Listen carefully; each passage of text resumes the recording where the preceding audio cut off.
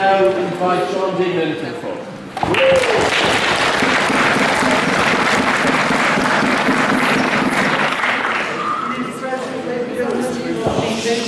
It's quite an honour to be here.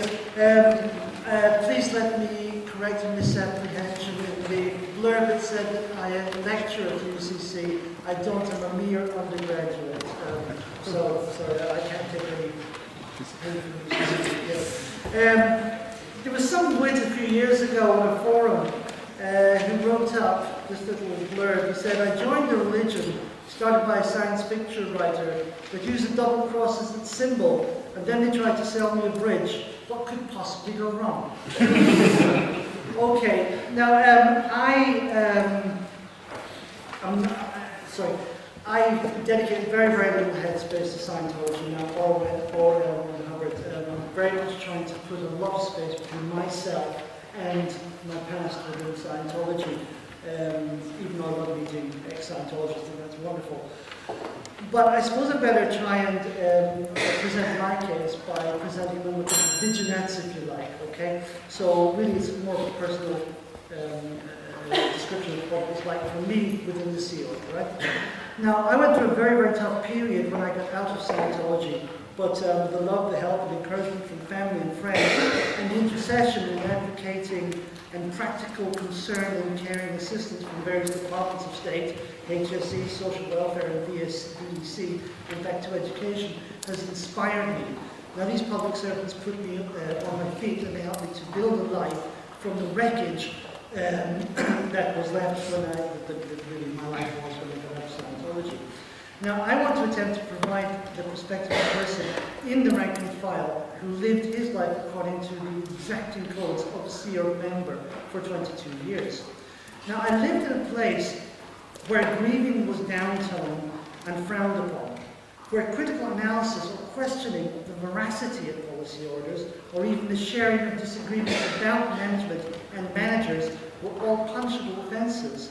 The minimum being that the perpetrator would be subjected to would be an extensive and invasive sec check. This is kind of a metered interrogation. It's the best way to describe it, but it is desperately invasive. Now, I recall having been under full-blown Scientology arrest. I was held in a cell, guarded night and day by baton-wielding security guards. And this was actually over Christmas and New Year holiday break. I remember being frog-marched by these guards, by two of them, to a little room where I was screamed at, verbally abused, interrogated, accused of all kinds of sedition, and then marched back to the cell in the tower. This was not the Stasi-run East Germany of the 1970s and 80s. This was lovely and respectable southern England in the 1990s. This was a place where married couples brought reports to the ethics department on any off-policy actions from their partner, be that sex acts may be considered perverted, or proposals to leave the Sea Org discussed in confidence with their spouses. Those reports were written up and handed into the ethics department behind the back of their partner. This was a place that collected files and files and files of the most personal details of every single Scientologist's life, and tabulated these files, cross-referenced them with names and addresses of family members, parents, school friends, and long-forgotten lovers. This was a place that when I woke up to the extent of the scam and the corruption, I fled, and I had to go into hiding in the maze of forgotten factories and transport cafes that make up the vast sprawl of post-industrial Birmingham, living with people on the run from the police and from gangs, and contacting my family in Ireland by subterfuge to arrange a passage out of Providence dystopia. But finding that my former Sea Org security colleagues had got there before me, and that my terrified foster mother asked me not to call the house because two of Sea Org members had been parked outside for a week and had knocked on the door, asked where I was, and followed her into town, and somehow knew my sister-in-law's address and had no problem accosting her and my toddler nephew with a similar complaint and request. This is a place where fear and intimidation rule, and yes, an ever-present threat of violence, where tools used to keep the happy Scientology front going and money flowing into Liechtenstein, Swiss, and Bermuda bank accounts, attested to by the suitcases of cash that a Sea Org friend of mine boasted of loading onto the Paris-bound Concorde as as he made his way to those you got the money, we ask no questions, tax havens. This is a place where a new Sea Org recruit, who became my bro, a happy-go-lucky, impressive and talented young man, newlywed to a gorgeous girl when I saw him as at Los Angeles for another posting in England. Several years later, I met him in Vancouver, Canada, out of the Sea Org, darkly depressed, unemployed. His wife had been forced to have an abortion, attempted suicide, and then they had been ordered to divorce.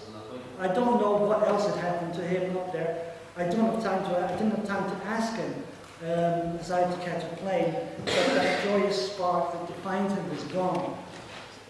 This was a place where a person struggling with depression and mental illness, and indeed physical illness, was labeled a downstep, a degraded being, and shunned by the upstart Scientologists. This is where a friend of mine called Alice separated from her lover and consigned to what's called RPF, some kind of a prison camp is the best way to describe that. She swallowed half a bottle of paint thinner and jumped from a roof. We were ordered by the public relations people to say that she slipped on the steps. I don't know how they explained to the council why her lower intestine was in tatters, but she, now crippled at the age of 19, was shipped off to Italy to be cared for by her mother as soon as they could move her. I won't take it personally. This is where a policy called power, the responsibility of leaders, detailed how to behave and to act when close to a real power, him being L. Ron Hubbard, and flowing power to him, L. Ron Hubbard, the power source. I will to my dying day have sealed into my consciousness that statement, see those pink legs over there? She didn't like me, the boss replies, so why are you bothering me with it? This is an actual Hubbard quote from a policy that all Scientologists reads. You can look it up online sometime. And the policy continues, where Hubbard has a South American dictator rounding up all the lepers in the city and loading them onto barges and telling them that they're off to a fine island designated just for them, and then blowing up the barges midstream. This policy letter is praising the action and advising Scientologist future world leaders to take note. And I do not need to word clear the policy. It says exactly what it says. Now, what of a child growing up in the corporate psychosis? A child in the Sea Org is consigned to what's called the Cadet Org, where they're trained to become Sea Org members. Now, I know of a group of children at the English HQ who did not see their parents for 6 to 8 months at a time, and then only for a week. Parents were too busy on projects over in Florida or in some other remote location.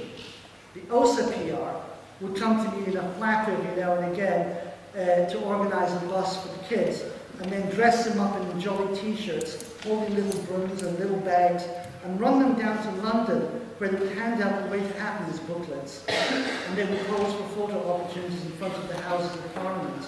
The photos were for the Freedom magazine that gets delivered to MPs, councillors, police, and charity missionaries. I looked after a friend's child for 12 months in that awful place in Los Angeles while he was on a mission in Austria.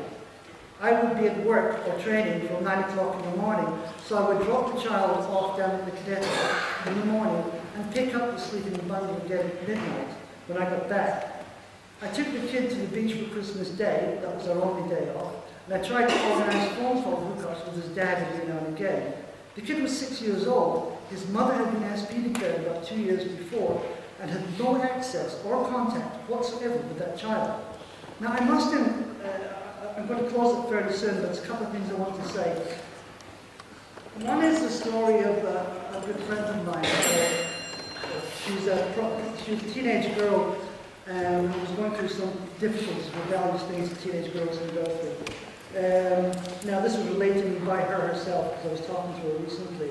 Now I knew her as a kid before she disappeared, and as younger kids, her and her sister had been dragged into the Sea Org by the freshly recruited Sea Org parents with their fixed and dedicated glares, and dumped into the cadet org. This young girl went through all the emotional deprivation that Hubbard and his people seemed to think that a child should go through in order to become unthinking, unwilling tools.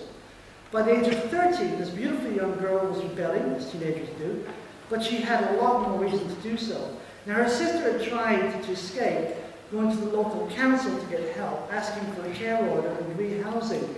The council people had Scientologists working in it, and they took her back to St. Hill, and they also handlers. She spent the next 3 years in an RPF camp in America. Now, the legal worked out that this younger sister was too much trouble. The 13-year-old girl was declared a suppressive person. Legal and PR and what's called senior HCO staff told the CO parents that they could leave with the child and care for her, or they could be more realistic. There's no such thing as a child in Hubbard's world, just an adult in a small body. Now that was what applied in this case.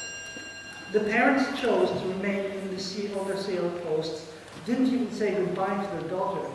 At 8 p.m., Osa took her to the train station, no passport, no papers, gave her £40 and put her on the train to London and told her to never come back. Now, I don't need to get too much into how she slipped into nightclubs after the first night in the streets and the first rape, picking up people, men and women both, and getting them to take her home. Her sweet ethereal looks got her fronting for drug pushers and petty thieves, and she made a life of sorts in that world. She only recently went through a Buddhist drug rehab in Thailand. She's back in England now and doing much better. And I saw her mother again. Her mum is too frail to stay in the CO anymore, and she was dumped out into social services. This once little girl, now a young woman, confronted her mother with that heart-wrenching story. The mother nodded, acknowledged her daughter, and tried to get her to buy one of Howard's newly released books. Thank you very much.